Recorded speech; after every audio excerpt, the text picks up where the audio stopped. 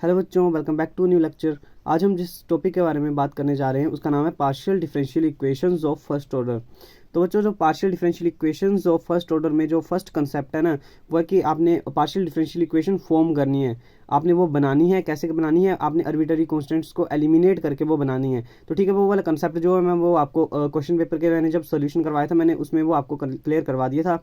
तो आज के इस लेक्चर में हम सिर्फ करेंगे लैग्रेंजिस लीनियर इक्वेशन। तो ठीक है, जल्दी से हम उसके बारे में डिस्कस कर लेते हैं। तो बच्चों, जो लैग्रेंजिस लीनियर इक्वेशन है ना, उसको करने से पहले आपको इन चीज़ों के बारे में पता होना चाहिए। तो आप यहाँ पे देख सकते हैं। तो यहाँ पर देखो, मैंने लिखा हुआ है करली जेड ओवर करली एक्स, मतलब जो जेड हमारे पास फंक्शन होगा हमने उसको पार्शियल डिफरेंशिएट किया विद रिस्पेक्ट टू एक्स।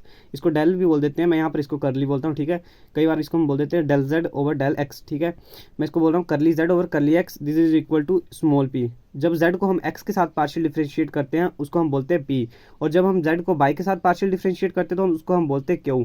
ठीक है, और ये वाला जो कंसेप्ट है ये मैंने आपको पहले ही मैंने जो classification of second order partial differential equation करवाई थी मैंने आपको वहाँ पे बता दिया है कि हम इसको बोलेंगे p, और जब हम इसको एक बार फिर से करेंगे partial differentiate with respect to x तो अब हम इसको बोलेंगे r, और सिमिलरली हम q को बोलेंगे t, और यहाँ पर curly square z over curly x into curly y is equal to s। हमको सिर्फ चाहिए इस बार ये दोनों। ठीक है, p और q की वैल्यू आपको पता होनी चाहिए। करली z over curly x p होता है, करली z ओवर करली y q होता है। तो बच्चों, जो लैग्रेंजिस लीनियर इक्वेशन होती है वो एक्चुअल में होती क्या है?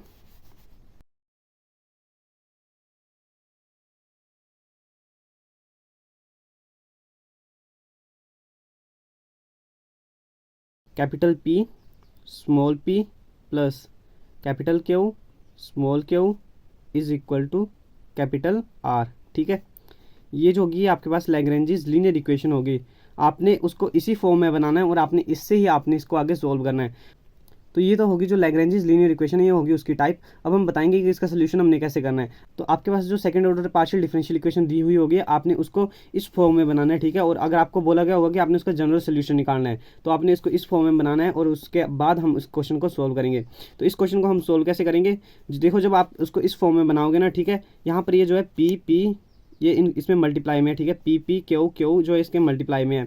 तो क्या होगा कि जब आपके पास जो इक्वेशन दी हुई होगी ना उसमें जो p का कोफिशिएंट होगा, p क्या है, करली z ओवर करली x, जो इसका कोफिशिएंट होगा वो कैपिटल p होगा, जो इसका कोफिशिएंट होगा ना क्यू का, करली z ओवर करली y का कोफिशिएंट वो हो जाएगा कैपिटल क्यू, और अदर जो भी होगा वो आप राइट हैंड साइड में ले जाओगे उसको और वो बन जाएगा हमारे पास r। तो यहाँ से हमारे पास p क्यू और r की वैल्यूज़ आ जाएंगी ना। फिर इसके बाद आप क्या करोगे, आप इसकी बनाओगे ऑक्सिलरी इक्वेशन। ये जो बातें मैं टेलीग्राम चैनल पे मैंने पहले ही अपलोड कर दी थी, ये वहाँ से अगर आपको क्लियर हो गया होगा तो अच्छी बात है, वरना यहाँ पे देख लीजिए। तो देखो जो ऑक्सिलरी इक्वेशन होगी ना वो ऑक्सिलरी इक्वेशन हो जाएगी d x over p is equal to d y over q is equal to d z over r. तो ये जो है हमारे पास ऑक्सिलरी इक्वेशन है। तो जब आपके पास ऑक्सिलरी इक्वेशन बन जाएगी तब आप इन तीनों को सोल्व करके यहाँ से दो वैल्यूज निकालोगे। ठीक है, जैसे ये हमने साइमल्टेनियस डिफरेंशियल इक्वेशन वाले में चैप्टर में हमने किया था ना, उसके लिए हम ए और बी की वैल्यू निकालते थे ना, ए के लिए भी हम निकालते थे एक वैल्यूज़ और बी के लिए भी हम निकालते थे एक वैल्यू। ठीक है, तो अब हम क्या करेंगे, यहाँ पर भी हम ए और बी की वैल्यूज़ को निकालेंगे ना, और ए को हम बोल देंगे यहाँ पे यू और बी को हम बोल देंगे वी। फिर हम इसका क्या करेंगे, हम जब जनरल सोल्यूशन लिखना होगा तो हम यहाँ पे लिख देंगे f of u and v. ठीक है, this is the general solution, this is the general solution. तो बस आपने ऐसे ही इसको बना देना, तो ये आपके पास आ जाएगा इसका जनरल सोल्यूशन। और यहाँ पर एफ क्या होगा, एफ यहाँ पे होगा आर्बिट्ररी फंक्शन। तो चलिए हम जल्दी से एक क्वेश्चन को लेंगे और उसको सोल्व करके आपको बताते हैं। तो बच्चों, मैंने यहाँ पे एक एग्जांपल लिया हुआ है, अब मैं इसको सोल्व करूंगा। हो सकता है कि आपके पास क्वेश्चन में यहाँ पे पी क्यू की जगह क्या दिया हो, पी की वैल्यू आपके पास करली जेड ओवर करली एक्स लिखी हो यहाँ पे, और यहाँ पर क्यू की वैल्यू करली जेड ओवर करली वाई लिखी हो, तो आप उसको पी और क्यू बना लोगे। ठीक है, तो आप इसको ऐसे सोल्व करोगे, और इसके बाद आपने क्या करना है, आपने इसको जो मैंने आपके पास फॉर्म बताई थी आपने इस फॉर्म में बनाना है। ठीक है, इसमें आपने p p plus q q is equal to r form में आपने बनाना है इसको। तो देखो p p plus q q is equal to r form में तो ये पहले है, तो आप क्या करोगे, इसको कंपेयर करोगे, कंपेयर इट विद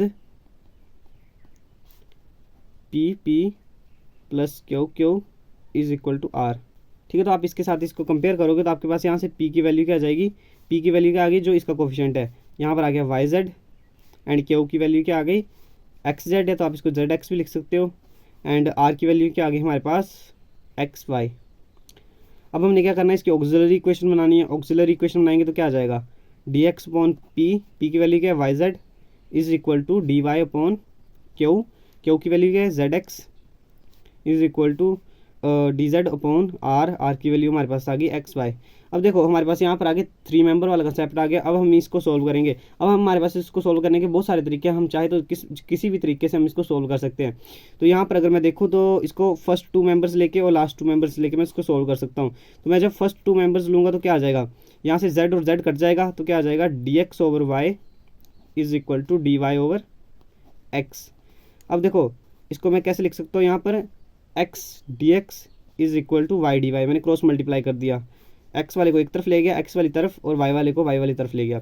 तो अब मैंने क्या करूँगा, इसको मैं इसको इंटीग्रेट कर दूंगा। तो इंटीग्रेट करने में मेरे पास मिल जाएगा x square upon 2 is equal to y square upon 2 plus मैं एक कांस्टेंट लूँगा, कांस्टेंट मैंने a/2 लिया हुआ है और यहाँ पर 2 के साथ 2 2 कट हो जाएगा। अब a की वैल्यू क्या आ जाएगी मेरे पास, a की वैल्यू आ जाएगी x square minus y square, x square minus y square. ठीक है, ये आ गई मेरे पास a की वैल्यू। अब मैं निकालूंगा b की वैल्यू।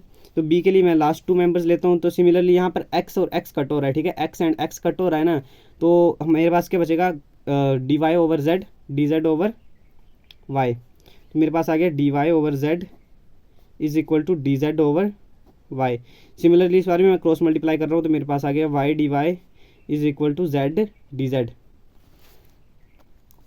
और यहाँ से देखो, यहाँ से मेरे पास क्या आ जाएगा, मैं इसको भी सिमिलरली वैसे ही करूँगा। तो यहाँ पर आ जाएगा वाई स्क्वायर अपॉन 2 इंटीग्रेट करने पर, एंड यहाँ पर आ जाएगा जेड स्क्वायर अपॉन 2 प्लस इस बार मैंने b ले लिया, b अपॉन 2 कर दिया और ये कट हो जाएगा।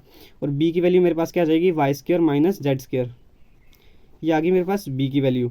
अब मैंने आपको बोला था जब आपके पास a और b की वैल्यू आ जाएगी तो आप a को u बोलोगे और b को v बोलोगे, और आप क्या करते हो, f of u v is the general solution. ठीक है, ये हमारे पास जनरल सोल्यूशन होता है, इसको हम इंटीग्रेटेड सोल्यूशन भी बोल देते हैं।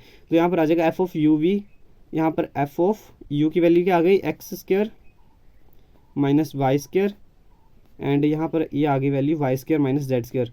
ठीक है, ये लिख दोगे आप तो ये आपके पास आ गया इसका जनरल सोल्यूशन। ठीक है, ये आ गया हमारे पास आंसर। तो आप इससे ऐसी और क्वेश्चन भी कर सकते हो। तो अब मैं एक लूँगा बहुत ज़्यादा इंपॉर्टेंट एग्जांपल जो कि बहुत बार एग्जाम में आता है, तो जल्दी से आप उसको भी देख लीजिए। तो मैंने यहाँ पे एक एग्जांपल ही हुआ है, ये बहुत ज़्यादा इंपॉर्टेंट क्वेश्चन है, बहुत बार पेपर में आया भी हुआ है। तो यहाँ पर देखिए, यहाँ पर हम क्या करेंगे, इसको सबसे पहले कंपेयर करेंगे। यहाँ पर देखो इक्वेशन हमारे पास दी हुई है, इसको सबसे पहले हम इस फॉर्म में बनाएंगे, p p plus q q is equal to r. हम इसको सबसे पहले इस फॉर्म में बनाएंगे और फिर इसके साथ हम इसको कंपेयर करेंगे। तो यहाँ पर देखो मैंने जब इसको इसके साथ कंपेयर किया तो पी पी और जो इसका कोफिशिएंट है वो पी की वैल्यू आ जाएगी, कैपिटल पी की वैल्यू। तो पी की वैल्यू क्या आ गई, एक्स वाई माइनस जेड। आप चाहो तो इसको मल्टीप्लाई भी कर सकते हो, बट मैंने इसको सोल्व भी करना है आगे, तो मैंने इसलिए इसको मल्टीप्लाई नहीं किया। तो इसको आगे देखो क्यू की वैल्यू क्या आ जाएगी, y into z minus x, and r की वैल्यू आ गई हमारे पास ये। अब मैंने इसकी ऑक्सिलरी इक्वेशन बनाई, डी एक्स अपॉन पी की वैल्यू लिख दी, क्यू की वैल्यू लिख दी और डी जेड अपॉन आर की वैल्यू लिख दी। अब मैं इसको सोल्व करूँगा। तो देखो सोल्व करने के लिए मैंने आपको साइमल्टेनियस डिफरेंशियल इक्वेशन का जो मैंने एक मेथड करवाया, मैंने आपको वहीं पर बोला था यहाँ पर कि जब आपके पास ऐसी वाली सिचुएशन आ जाए ना, तो आपने क्या करना होता है, इनकी पावर्स बराबर करनी होती है। तो यहाँ पर तो पावर्स पहले से बराबर हैं, तो मेरे को सीधे पता है कि ये कट जाएगा। ठीक है, यहाँ पर आपको सोल्व करना आना चाहिए। तो यहाँ पर इसको करने के बहुत सारे मेथड हैं, इसमें कॉमन सेंस का भी यूज़ होता है और मेथड्स भी हैं इसको करने के लिए। तो देखो मैंने यहाँ पर ये वाला तो मैंने आपको करवाया था। तो यहाँ पर हम क्या करेंगे, मल्टीप्लायर्स चूज़ करेंगे, और मैंने बोला था कि यहाँ पर पावर्स आपने बराबर करनी है। तो यहाँ पर पावर्स पहले से बराबर है, तो मैंने मल्टीप्लायर क्या किए चूज़। जब मैंने 1 1 1 मल्टीप्लायर्स चूज़ किए तो मेरे पास क्या आ जाएगा, d x plus d y plus d z upon, इनको मैंने प्लस कर दिया, मैंने इसको इसके साथ मल्टीप्लाई कर दिया, x y minus x z, x y minus x z plus y z minus x y, y z minus x y plus z x, या तो इसको एक्स जेड भी लिख सकते हैं, minus y z, minus y z. अब देखो ये सारे कट गए एक दूसरे के साथ, तो मेरे पास क्या आ गया, नीचे मेरे पास जीरो बन गया। और हम नीचे वाला तो हमने जीरो बनाना होता है, हमने ऐसे मल्टीप्लायर चूज़ करने होते हैं। तो ऊपर वाले को हम जीरो के इक्वल कर देंगे, और जब हम इसको इंटीग्रेट करेंगे तो मेरे पास ए की वैल्यू आ जाएगी। अब हम निकालेंगे b की वैल्यू।